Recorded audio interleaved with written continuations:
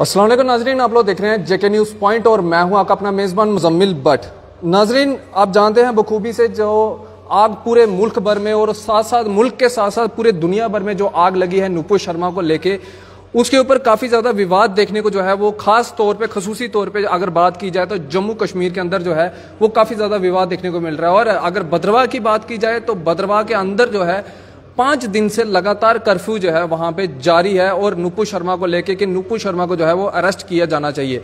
और इसी पे बातचीत करने के लिए मेरे साथ जनाब मौलाना सूफी महबूब अली चिश्ती साहब जी हैं, जो कि नेशनल जनरल सेक्रेटरी हैं बीजेपी माइनॉरिटीज़ के। इनसे ही मजीद बातचीत करेंगे। गुजरात के रहने वाले हैं, हालांकि सबसे पहला जो कंडेम किया था इस स्टेटमेंट को वो इनके द्वारा ही कंडेम किया गया था, लेकिन आज मजीद बातचीत करेंगे। जम्मू आए हैं, हमारे शहर में आए हैं। मौलाना साहब, पहले आपका स्वागत है जम्मू में, और हम आपसे ये जानना चाहेंगे कि जो स्टेटमेंट नुपुर शर्मा के द्वारा जो स्टेटमेंट दी गई है, क्या कंडेम करना और भाजपा का ये एक्शन लेना क्या ये काफ़ी है, इतने हद तक महदूद है?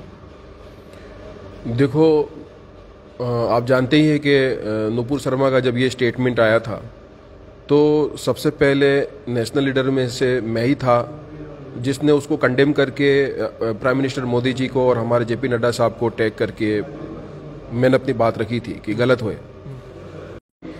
सस्पेंड नहीं किया जाता। आप तारीख हिस्ट्री उठा के देखोगे, फिर भी उनको सस्पेंड किया गया 2 लोगों को। उनके ऊपर एफआईआर भी हुई है। आप जानते हैं कि उनको एफआईआर, फर्स्ट एफआईआर जो हुई थी वो महाराष्ट्र में हुई थी। महाराष्ट्र में एफआईआर हुई है, फिर दिल्ली में भी एफआईआर हुई है।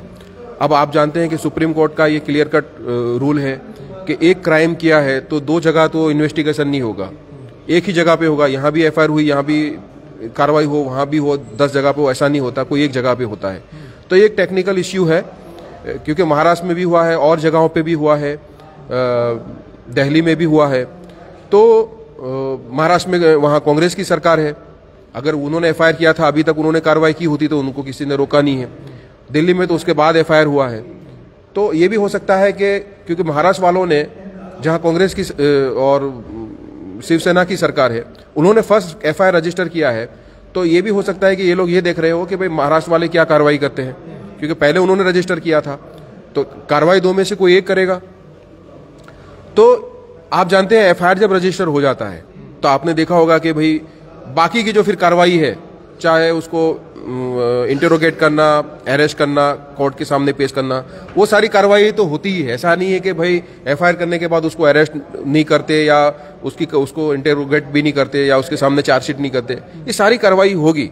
और जबकि अजीत डोभाल जी ने, पीएम साहब ने सबकी तरफ से ये एश्योरेंस हो गया है कि जो भी न्यायिक कार्यवाही है वो होगी तो ज़रूर होगी। लेकिन मैं ये भी बताना चाहता हूँ कि नुपुर शर्मा का स्टेटमेंट था, उसके बाद बहुत जगह पर देश में मेरे मुस्लिम भाइयों ने जो प्रदर्शन किए और उसमें पत्थरबाजियां भी की, कहीं पुलिस को जख्मी किया, उन पुलिस वालों का क्या कोई कसूर था? आप मुझे बताओ। कुरान और हदीस से अल्लाह और अल्लाह के रसूल पैगंबर साहब के फरमान क्लियर कट है कि भाई चलो जिसने गुनाह किया तो उसका सिर्फ अलग बात थी, लेकिन आप उसके खिलाफ फिर कहीं और जगह पत्थरबाजी करते हो, बेकसूर लोगों का खून बहता है और सरकारी संपत्तियों का भी नुकसान होता है, तो ये बिल्कुल गलत है। तो जिस तरीके का हमें अगर मुखालिफत करनी है तो लोकशाही है, महात्मा गांधी जी ने हमें, ये एक लोकशाही देश है, तो इसमें किस तरीके से मुजाहिरा करना है वो सारा पूरा गाइडलाइन उन्होंने बताया है। अगर शांति से, अमन से तुम अपना विरोध प्रदर्शन करो तो अलग बात है, लेकिन इसमें ऐसा सब भी हुआ है। तो उसके बाद के जो इंसिडेंट्स हुए हैं उसने भी काफ़ी इनबैलेंसेस सरकार के सामने लाके खड़ा कर दिया है, इस वजह से भी डिले हो रहा है। तो लेकिन कार्रवाई है वो जरूर होगी, आपको हर एक को उसमें यकीन रखना चाहिए कि कार्रवाई जरूर होगी। लेकिन मौलाना साहब, मैं आपको थोड़ा सा याद करवा दूं, शायद आपको पता नहीं होगा, वकार एच भट्टी कश्मीर के रहने वाले, उन्होंने हिंदूज के ऊपर जो था कुछ टिप्पणी की थी और हिंदूज के सेंटीमेंट्स के साथ उन्होंने खेला था और चंद दिनों के अंदर उनके ऊपर एफआईआर दर्ज हुई और उनको जेल में डाल दिया गया। वहीं अगर नुपुर शर्मा की अगर बात लेके चलें तो नुपुर शर्मा को अभी तक एफआईआर भी रजिस्टर हो चुकी हैं, लेकिन अभी तक उनको अरेस्ट नहीं किया गया। तो गुस्सा तो लाजमी सी बात है कि देश भर में तो है ही है, लेकिन दुनिया भर में भी तो गुस्सा तो देखा ही जाएगा ना। देखो, बिल्कुल सही बात है आपकी। अलग इंसिडेंट्स के जो है उसके मापदंड अलग अलग होते हैं। गुजरात में हमारे अभी किशन भरवाड नाम के जो व्यक्ति थे, उन्होंने पैगंबर साहब के बारे में वो किया था पोस्ट, उसके बाद फ़ौरन उसको कार्रवाई हो गई थी, अरेस्ट भी हो गए थे। तो कभी क्या होता है, कभी क्या होता है, लेकिन मैंने आपको टेक्निकली बता दिया, क्योंकि दिल्ली से पहले एफआईआर किसी और स्टेट्स में भी रजिस्टर हो गई है, तो एक टेक्निकल इश्यू है कि कौन कैसे कार्रवाई करेगा, इसमें कौन करेगा। सुप्रीम कोर्ट का रूलिंग है, करेगा तो सही, कहीं न कहीं जगह पर कार्रवाई यकीनी तौर पे होनी है। इस पे कोई शक रखने की या इसमें कोई मिसगाइड होने की किसी कौम को जरूरत नहीं है।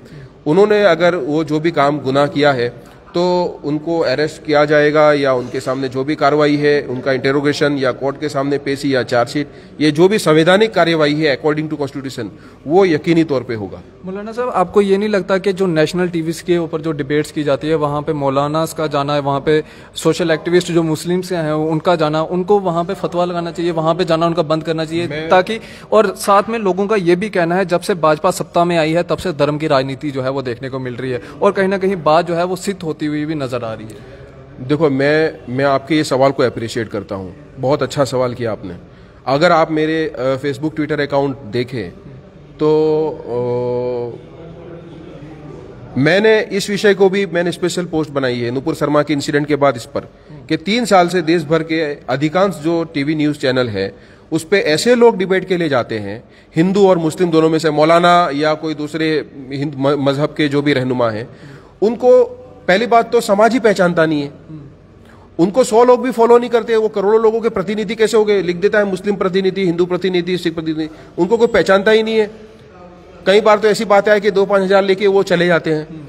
अब ये लोग चले जाते हैं डिबेट देने के लिए, अब उनको ज्यादा नॉलेज होता नहीं है, न जिम्मेदार है न विद्वान है। ऐसे लोग फिर कभी भड़क के, कभी भी क्या होता है, और कुछ चैनल्स वाले जानबूझ के फिर ये वर्सेस करके उसको और टीआरपी बढ़ाने के लिए उसको बढ़ाया जाता है। होता क्या है कि फिर वो उल्टा सीधा बोल देते हैं, करोड़ों लोग देखते हैं, इससे माहौल खराब होता है, नफरत के बीज बोने का काम होता है। तो इस चीज पर भी रोक लगानी चाहिए। अगर आप मेरी पोस्ट देखो तो मैंने अनुराग ठाकुर जी जो हमारे केंद्रीय मंत्री है इस विषय में, और उसमें हमारे प्राइम मिनिस्टर साहब को भी टैग करके इस पर भी किया है कि इस विषय में भी टीवी चैनल्स पे भी मैं तो कहता हूं कि कार्रवाई होनी चाहिए, कि इससे देश का माहौल खराब होता है। भागीदार तो वही है। हाँ, तो ये ऐसा नहीं होना चाहिए कि जनरली क्या होता है, लोग अपनी टीआरपी बढ़ाने के लिए कि भाई आज क्या है, कोई अच्छी बात है, हमारे लिए तकलीफ की बात क्या है कि एक टेररिस्ट अटैक होता है, टेररिस्ट अटैक में 2-5 लोग घायल होते हैं, तो उसको हर न्यूज चैनल उसको डिबेट में दिखाएगा, ठीक है, वो भी दिखाना चाहिए, न्यूज में दिखाता है। उनके धर्म के मैं आपको बताता हूँ कि एडिस अबाबा के अंदर 1 मिलियन सूफी, क्योंकि सूफीज लोग कभी टेररिस्ट नहीं होते, सूफीज लोग हमेशा पीसफुल होते हैं, 1 मिलियन सूफी मुस्लिम लोगों ने वह अफ्रीका के एडिस अबाबा में टेररिज्म के खिलाफ मार्च किया। कितने न्यूज चैनलों ने उसको रिपोर्ट किया? किसी ने नहीं किया। मतलब अच्छी पॉजिटिव बात है, इंसानियत वाली बात है, आतंक के खिलाफ की कोई बात है, तो उसको बताया नहीं जाता। और एक इंसान 2 इंसान पे झगड़ा है या कोई नफरत की बात हुई है तो उसको दिखाया जाता है कि लोग उसको देखते हैं, क्या हुआ भाई, क्या तमाशा हो रहा है। यह अच्छी बात नहीं है। मैं तो समझता हूं कि हमारे देशवासियों को भी ऐसे न्यूज का बहिष्कार करना चाहिए, और प्रजा, हमारे नागरिकों को भी ऐसी चीजों के खिलाफ अपनी मुखालिफत जाहिर करनी चाहिए, और इस पर एक्शन लेना चाहिए, सरकार के द्वारा भी एक्शन लेना जाना चाहिए। मैंने इसके लिए डिमांड भी की है, और न्यूज चैनल से भी मैं विनती करता हूं, ठीक है, आप अपनी मीडिया चलाए, अच्छा काम करें, आप भी लोकशाही के पिलर्स में से एक है, लेकिन खुदा के लिए, भगवान के लिए ऐसा ना करें जिससे लोगों के बीच में नफरत का माहौल बढ़े। बिल्कुल। मौलाना साहब, लास्ट आखिर में क्या आप संदेश देना चाहते हैं हमारे जेके न्यूज पॉइंट के माध्यम से पूरी मुस्लिम कम्युनिटी के लिए? देखो, मुस्लिम कम्युनिटी के लिए, हिंदू कम्युनिटी के लिए, मैं तो सभी इंसानों के लिए मेरा संदेश जो है वो कॉमन है कि पैगंबर मोहम्मद सल्लल्लाहु अलैहि वसल्लम ने फरमाया कि किसी भी मजहब के देवी देवता का अपमान मत करो, किसी के माँ बाप को गाली मत दो। किसी के माँ बाप को गाली देना अपने माँ बाप को गाली देने के बराबर है। बोले वो कैसे? बोले तुम किसी के माँ बाप को गाली दोगे, वो तुम्हारे माँ बाप को गाली देगा, यानी तुम किसी को गाली देके अपने माँ बाप की बुराई करवाते हो, तो गुनहगार तो आप ही हो। किसी को गाली देके अपने माँ बाप को नीचा दिखाने का काम आप कर रहे हो। वैसे ही किसी के देवी देवता को, धर्म के स्थापक को आप बुरा भला कहोगे, वो आपके आकाओं के बारे में बुरा करेंगे, तो आप उनका बुरा नहीं कर रहे हो, आप अपने ही धार्मिक जो बड़ी हस्तियां हैं या महानुभव है या देवी देवता है उसका अपमान करा रहे हो। तो बिल्कुल ये गलत है, ऐसा नहीं होना चाहिए।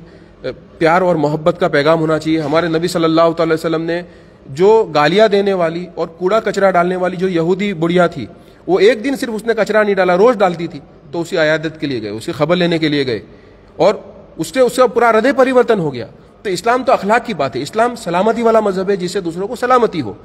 आपको अगर कोई नाराजगी है तो ये एक लोकशाही देश है, आप उसकी क्राइटेरिया में रह के उसकी मुखालिफत करो, लेकिन पत्थरबाजी करना, आगजनी करना, इस तरीके का करना, और उसमें हमारे जो नौजवान हैं, देखो आप, मैं तो ये कई सालों से राजनीति में हूं तो मैं देख रहा हूं कि जितने भी मुजाहिरे हुए हैं, ऐसे प्रदर्शन हुए हैं, तो ये हजारों का टोला निकल जाता है, उसमें 2-5 जो है वो आउट ऑफ कंट्रोल लोग होते हैं, टोले की कोई दिशा नहीं होती, उसमें किसी ने पत्थरबाजी कर दी, बाकी के लोग बेकसूर भी है तो वो फंस जाते हैं। एफआईआर में क्या होता है, 500 के टोले के खिलाफ एफआईआर, कलम कभी आ जाती है 307 आ जाती है, 326 आ जाती है।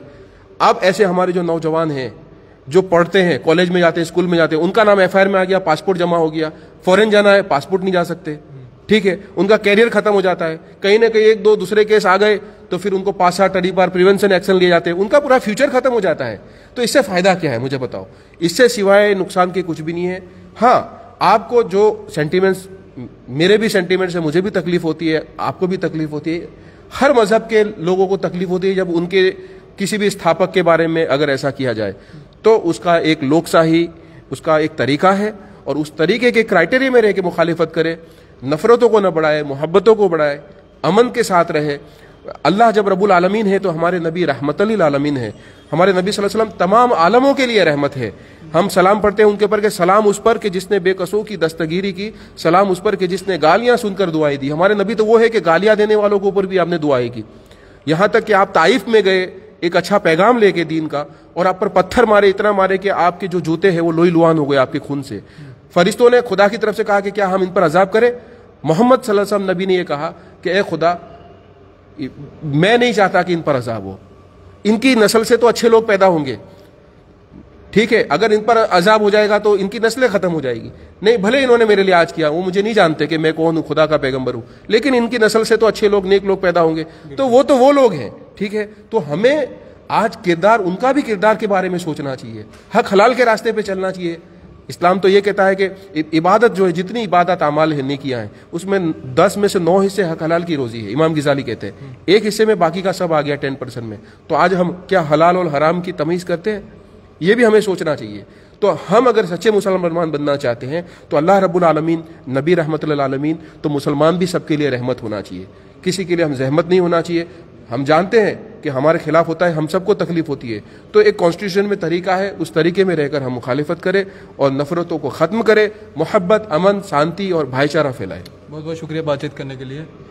तो ये हमारे साथ बातचीत में मौजूद थे मौलाना सूफ़ी महबूब अली चिश्ती साहिब, जो कि नेशनल जनरल सेक्रेटरी हैं बीजेपी माइनॉरिटीज़ के, और मज़ीद बातचीत की क्योंकि आज कहीं ना कहीं माहौल जो है, अगर जम्मू कश्मीर को छोड़ के अगर पूरे देश भर की अगर बात की जाए तो कहीं ना कहीं माहौल जो है वो बहुत ज़्यादा ख़राब है। और लोगों का ये भी कहना है कि भाजपा के आने के बाद जो है वो धर्म की राजनीति जो है वो देखने को मिली है। उसके ऊपर भी हमने टिप्पणी की है और हमने ये भी इनसे मजीद पूछने की कोशिश की कि अगर वकार एच भट्टी के ऊपर जो है वो एफआईआर के बाद फौरनी तौर पर उनको जेल भेजा जा सकता है, तो वाई नॉट नुपुर शर्मा? सारा मसला ही जो है वो नुपुर शर्मा को लेके है, तो उनके ऊपर कार्रवाई क्यों नहीं हो रही है, वो भी आपने सुना। अपनी राय भी कमेंट सेक्शन में जरूर रखें। आप इसी तरह से बने रहें जेके न्यूज़ पॉइंट के साथ। मुझे दीजिए इजाजत, आदाब।